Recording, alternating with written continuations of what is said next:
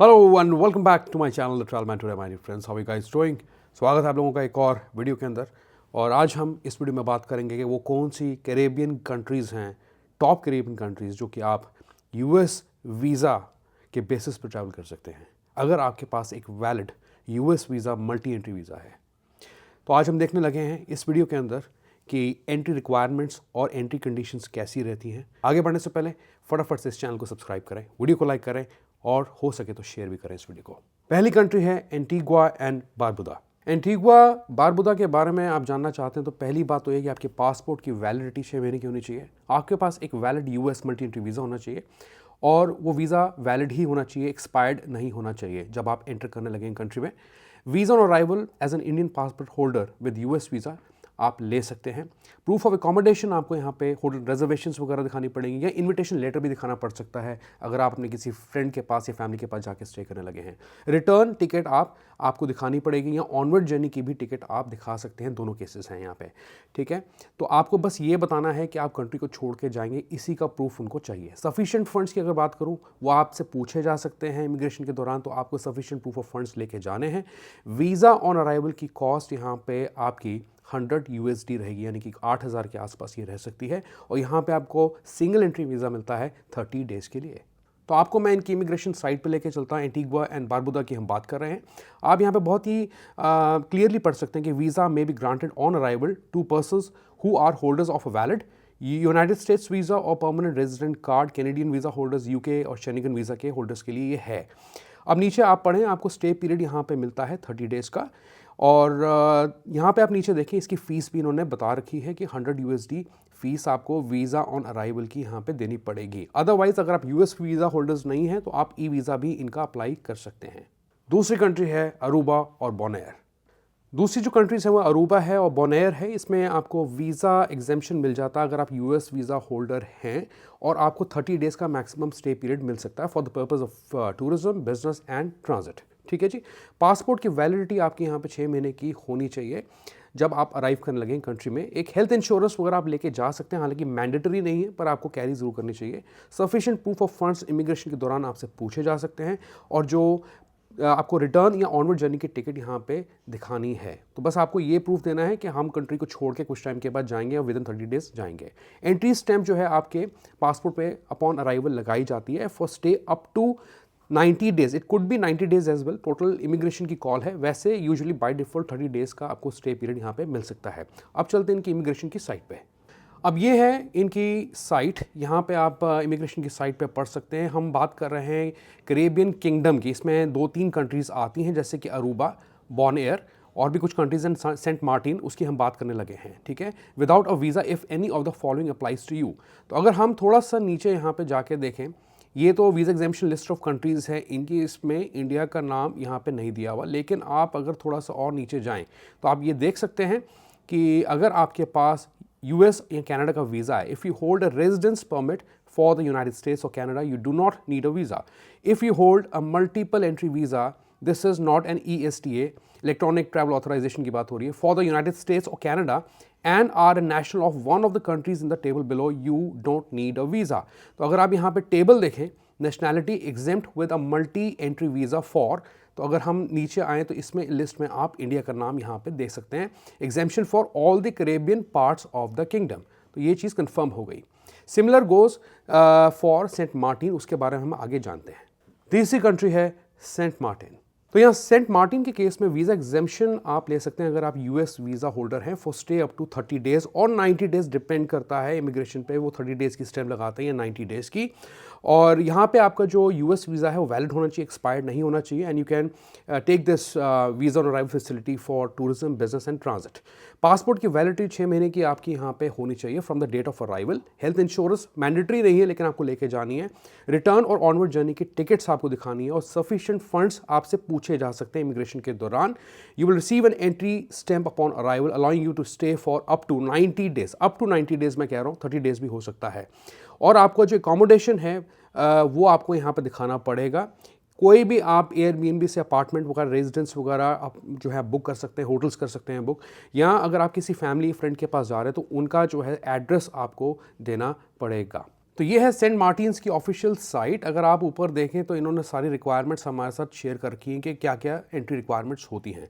Visa exemption में अगर हम नीचे जाएं यहाँ पे तो आप देख सकें इस पूरी लिस्ट के अंदर countries that don't need a visa, इसमें इंडिया का नाम आपको नहीं मिलेगा देखने को। लेकिन आप थोड़ा सा नीचे आएंगे तो आप देख सकते हैं यूनाइटेड स्टेट्स और Canada, if you hold a residence permit for the United States और Canada you don't need a visa, और if you hold a multi entry visa for United States और Canada and a national of one of the countries down below you don't need a visa. तो आप देखें इसमें India का भी नाम यहाँ पे है। और सेंट मार्टिन के केस में जब आप एंटर करते हैं कंट्री में तो आपको एक अराइवल कार्ड भी जाने से पहले भरना होता है, उसका रजिस्ट्रेशन आप यहाँ पे कर सकते हैं, इंडिविजुअल रजिस्ट्रेशन और ग्रुप रजिस्ट्रेशन। फोर्थ है एंगुइला। अब एंगुइला के केस में क्या है, वीज़ा एग्जेम्पशन आप ले सकते हैं, आपको वीज़ा की ज़रूरत नहीं पड़ेगी और आप लगभग 90 डेज़ के आसपास यहाँ पे रह सकते हैं अगर आपके पास एक valid multi entry US visa है for the purpose of tourism, business और ट्रांजिट। पासपोर्ट की वैलिडिटी आपकी यहाँ पे 6 महीने की चाहिए। हेल्थ इंश्योरेंस मैंडेटरी नहीं है लेकिन आप लेके ज़रूर जाएं, और ऑनवर्ड जर्नी रिटर्न टिकट जो है आपको यहाँ पे दिखानी पड़ेगी, ठीक है जी, such as a return ticket to your home country और to another destination. Proof of funds आपको यहाँ पे दिखाने पड़ सकते हैं, और एंट्री स्टैंप जो है अपॉन अराइवल आपको मिल जाती है for stay up to 90 days. चलिए अब इनकी इमिग्रेशन की साइट पे देखते हैं क्या लिखा है। तो एंगुइला की साइट पे हम इस इमिग्रेशन की साइट पे, और आप देख सकते हैं कि वीज़ाज और direct air side transit visas to enter Anguilla are required by nationals of the countries listed. Anyways अगर आप यहाँ पढ़ें ध्यान से, however holders of US green cards, British visas, American visas और Canadian visas are not required to apply for a visa for entry into Anguilla. और fifth है Cayman Island. Caymans Island के केस में क्या, वीज़ा एग्जेम्पशन आप ले सकते हैं अगर आपके पास यूएस का मल्टी एंट्री वीज़ा है and you can stay up to 30 days in the country. आपकी पासपोर्ट की वैलिडिटी यहाँ पर 6 महीने की होनी चाहिए from the date of departure, और हेल्थ इंश्योरेंस आपको लेके जानी पड़ेगी, लेकिन ये वो लोग रिकमेंड करते हैं कि आप इंश्योरेंस एक लेके चलें, लेकिन ये मैंडेटरी नहीं है। Proof of return onward journey की टिकट जो है आपको यहाँ पे दिखानी है, सफिशिएंट प्रूफ ऑफ फंड्स आपको दिखाने पड़ेंगे, और अपॉन अराइवल आपकी एंट्री स्टैंप भी लगेगी पासपोर्ट पे for stay period of 30 days. और एक चीज़ इसमें इंपॉर्टेंट क्राइटेरिया ये है, condition, you must be travelling directly from the country USA, UK और Canada wherever you hold the visa to Cayman and you can only stay up to maximum of 30 days. तो यहाँ पे बहुत clearly इन्होंने कही ये चीज़ कि आपको अगर आपके पास यूएस का वैलिड वीज़ा है या किसी और कंट्री का वैलिड वीज़ा है जैसे कि यूके कनाडा का, तो आपको उन कंट्रीज से डायरेक्टली फ्लाई करके एंटर करना है केमन आइलैंड में। This is very important. अब देखते हैं कि इमिग्रेशन की साइट क्या कहती है। तो ये है केमन्स आइलैंड की एक ऑफिशियल साइट, और अगर आप यहाँ पे पढ़ें, if you have a USA, UK, Canadian visa, if you would normally need a visa for Cayman Islands as you hold a passport from either Jamaica, India और China and you do not possess a work permit or work for the Cayman Islands government, then you can come to Cayman Island without a Cayman visa if you already have a current visa from Canada, the US or the UK.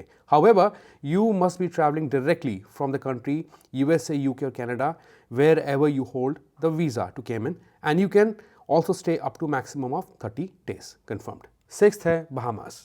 Bahamas के case में क्या है कि आपको return या onward journey की ticket दिखानी होती है, पासपोर्ट आपका उसकी वैलिडिटी 6 महीने की यहाँ पे रहती है, और आपको पूछा जा सकता है इमिग्रेशन के दौरान कि आपके कितने फंड्स लेके आए हो यूएसडीज़ के अंदर, ठीक है, और आपको मैक्सिमम स्टे पीरियड यहाँ पे मिलता है 30 डेज़ का। अब इनकी हम ऑफिशियल साइट पे चलते हैं, हम एक विकीपीडिया के आर्टिकल को देखेंगे और यहाँ पे लिखा है कि Indian citizens with visa issued by the United states, Canada, UK or any Schengen member state can obtain a visa on arrival for a maximum stay of 90 days.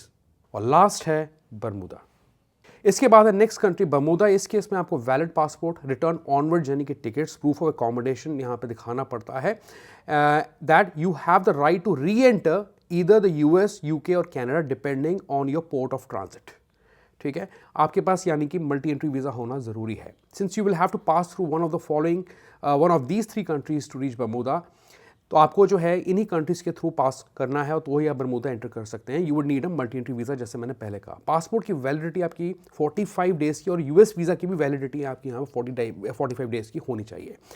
Tourist can stay in Bermuda up to 180 days, लेकिन आप ये मान के चलें कि वो 30 days या कम की भी लगा सकते हैं स्टैम्प। ठीक है, if you plan to extend you stay beyond this period, you may request an extension by providing valid travel documents, proof of onward travel and paying the applicable fee.